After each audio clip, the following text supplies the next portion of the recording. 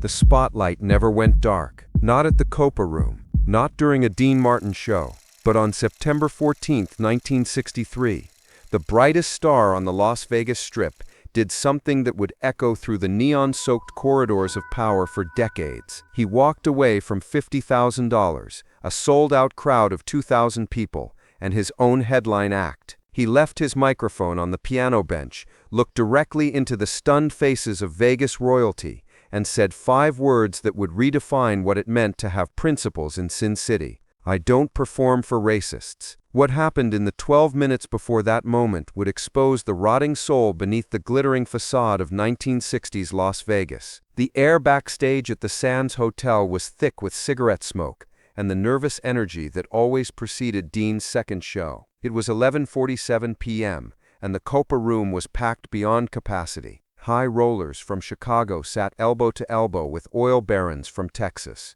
Movie stars clutched martinis while casino owners surveyed their kingdom from VIP booths. The atmosphere crackled with the electric anticipation that only a Dean Martin performance could generate. In the shadows behind the red velvet curtains, where the magic was manufactured and illusions were born, a different kind of drama was about to unfold. Charlie Washington sat at the rehearsal piano, his weathered hands moving across the keys with the fluid grace of a man who had been playing professionally for 43 years.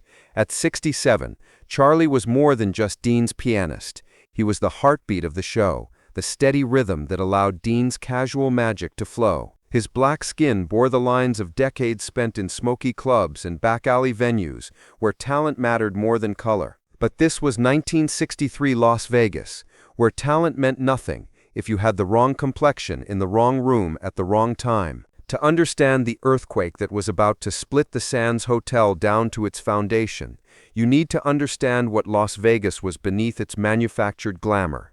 It was a city where black entertainers could headline shows to white audiences, then be escorted through kitchen exits because the front doors weren't for people like them. Sammy Davis Jr. might pack the Copa Room, but he couldn't sleep in the hotel or eat in its restaurants. Lena Horne could bring grown men to tears with her voice, but she had to change clothes in converted storage closets because the star dressing rooms were off-limits. It was a system of profitable hypocrisy, where money trumped hatred just long enough to sell tickets, then snapped back to ugly reality the moment the curtain fell. Dean Martin had always been different, not publicly, not with grand gestures or newspaper interviews about civil rights. Dean's rebellion was quieter, more personal. When other entertainers accepted the racial divide as the price of doing business, Dean made his own rules.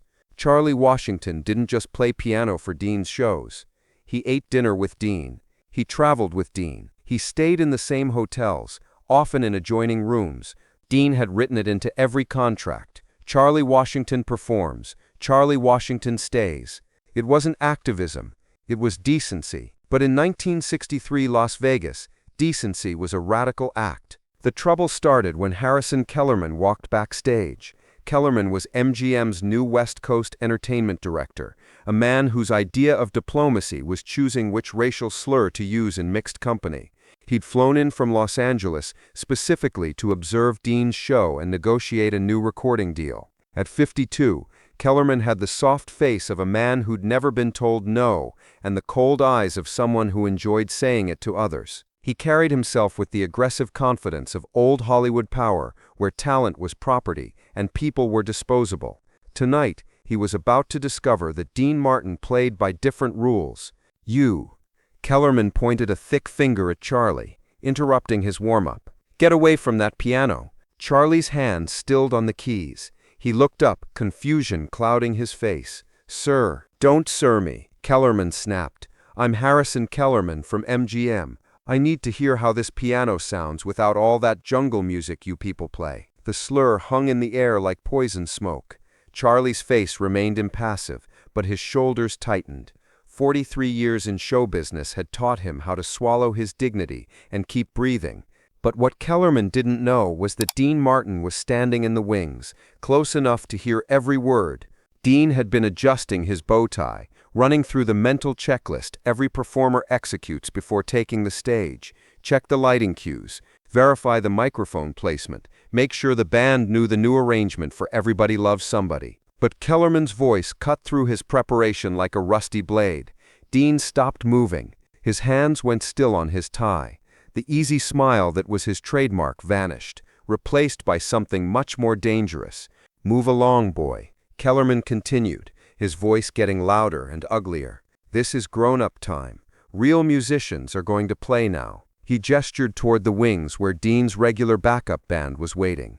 Professional musicians, American musicians. Charlie started to stand, reaching for his music sheets with the quiet dignity of a man who'd endured this particular humiliation countless times before. But something in his movement, the resigned slope of his shoulders, the careful way he avoided eye contact, ignited something deep in Dean Martin's chest. Not anger. Anger was hot and loud. This was something colder, more final. Dean walked out of the wings and onto the backstage area. His footsteps were soft on the carpet, but somehow they seemed to fill the space. Kellerman, still focused on intimidating Charlie, didn't notice at first. Dean stopped directly behind the MGM executive, close enough to smell his expensive cologne, close enough to count the sweat stains on his shirt collar. "Charlie," Dean said quietly.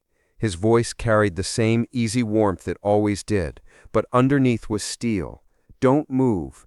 Kellerman spun around, his face breaking into the oily smile men like him reserved for men like Dean. "Mr. Martin, Harrison Kellerman, MGM.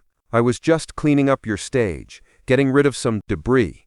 He gestured dismissively toward Charlie. "Don't worry, we'll get you a real pianist, someone who knows how to play actual music." Dean looked at Kellerman for a long moment. Then he looked at Charlie, still standing beside the piano, still holding his music sheets. The old man's eyes held 43 years of swallowed insults, suppressed rage, and quiet endurance. But they also held something else, a flicker of hope, that maybe, just maybe, someone would finally stand up. "Charlie," Dean said, never taking his eyes off Kellerman. "Sit down, play whatever you want." Charlie hesitated. Kellerman's face was turning red.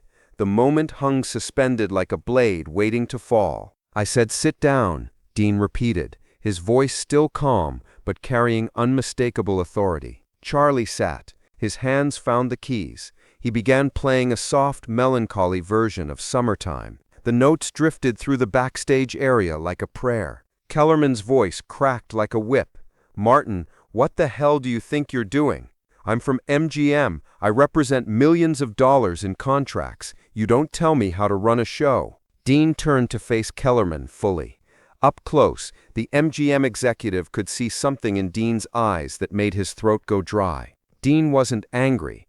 Angry men could be reasoned with, negotiated with, bought off. Dean was something worse. He was disgusted. "You're right," Dean said quietly. "You represent millions of dollars. But Charlie represents something you can't buy." He paused, letting the words sink in. "Class." The insult hit Kellerman like a physical blow. His face went from red to purple. "How dare you? How dare I?" Dean's voice remained level, but it carried enough contempt to freeze the room. "How dare you walk onto my stage and insult my friend? How dare you use that language in my presence? How dare you assume I'm like you?" Charlie continued playing. But the music had shifted. What started as "Summertime" had evolved into something deeper, more complex. A musical conversation between his fingers and the keys that spoke of dignity, maintained in the face of cruelty. Kellerman tried to regain control. "Martin, you're making a big mistake. MGM has plans for you. Recording contracts, movie deals. This person is nothing. He's replaceable. Don't throw away your future for some..." Dean held up one hand. Kellerman's mouth snapped shut. "Let me explain something to you," Dean said, his voice dropping to barely above a whisper. "Charlie Washington has more musical talent in his left pinky than you have in your entire body. He's been playing professionally since before you figured out which end of a contract to sign. He's my friend, and in my world, you don't get to disrespect my friends." The backstage area had gone completely quiet, except for Charlie's piano. Stagehands had stopped working. Waitresses had stopped moving. Everyone sensed they were witnessing something that would be talked about for years. Furthermore, Dean continued, taking a step closer to Kellerman. If you ever use that kind of language in my presence again, I'll make sure every entertainer in this city knows exactly what kind of man you are. Good luck booking shows when Sinatra won't return your calls." Kellerman's confidence cracked. The threat wasn't empty, and he knew it. Dean Martin's word carried weight in Las Vegas. If Dean said he was finished, he was finished. Now Dean said, straightening his cufflinks, "I have a show to do. Charlie and I have a show to do. You can stay and watch, or you can leave. But if you stay, you sit down, shut up, and show some respect." Kellerman looked around the room, searching for allies. He found only stares. Even the casino employees, who usually bent over backward to accommodate executives like him, were looking at him with something approaching contempt. He'd crossed a line he hadn't known existed. "This isn't over, Martin," Kellerman hissed. Dean smiled then, the same easy smile that had charmed audiences for decades. But there was nothing charming about it now. "Yes, it is." Kellerman stormed toward the exit, his footsteps echoing off the walls. At the doorway, he turned back for one final shot. "You'll regret this, Martin.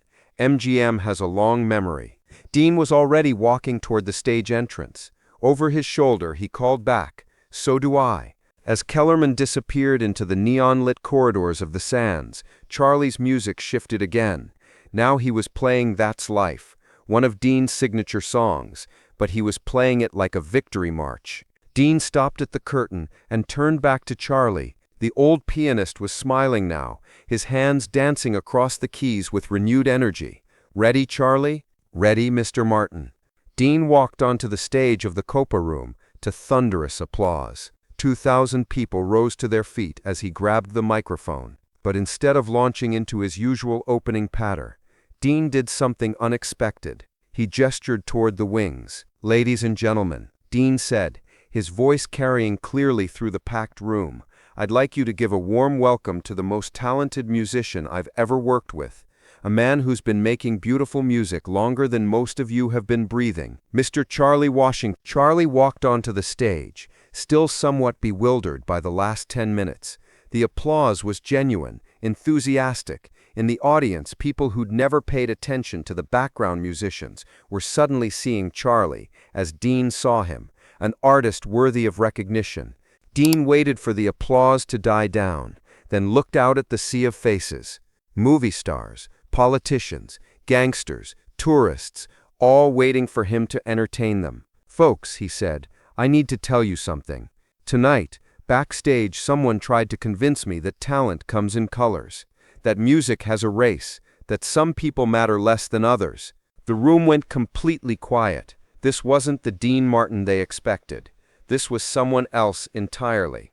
"Well, I've got news for anyone who thinks that way," Dean continued. "Music is music, talent is talent, and respect is respect. If you can't appreciate the gift that Mr. Washington brings to this stage, then maybe you're in the wrong room." He paused, letting his words sink in. In the audience, people were exchanging glances. Some nodded in approval. Others looked uncomfortable. A few started to leave. "So here's the deal," Dean said. "Charlie and I are going to play some music for you. If you don't like it, there's the door. Your money will be refunded. But if you stay, you're going to hear something special. You're going to hear what real class sounds like." For the next 90 minutes, Dean Martin and Charlie Washington put on one of the greatest shows in Las Vegas history. The music was tighter, more soulful, more electric than it had ever been. Charlie's playing soared, freed from the constraints of having to hide his talent behind white-friendly arrangements.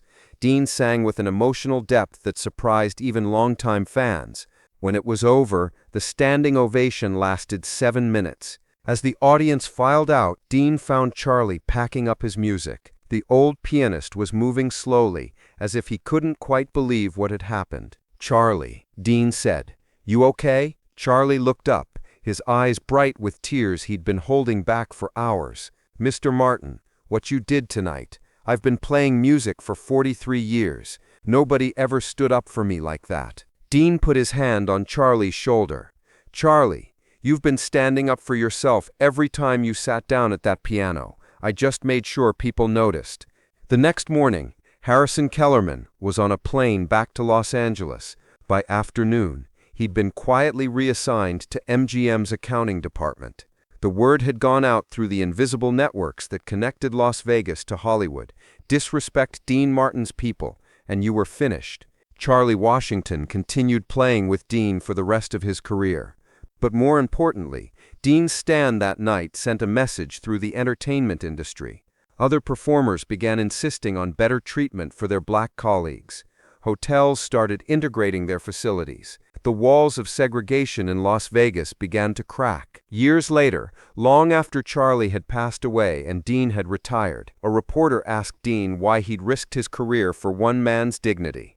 Dean had thought about it for a moment, then shrugged in that characteristic way of his. "Charlie was my friend," he said simply, "and you don't let people hurt your friends, not while you're breathing." The night Dean Martin walked out of his own show, or rather threatened to, he proved that true class isn't about money or connections or contracts. It's about knowing right from wrong and having the courage to act on that knowledge, even when it costs you something. In a city built on compromise and moral flexibility, Dean Martin drew a line in the sand and dared the world to cross it. They didn't,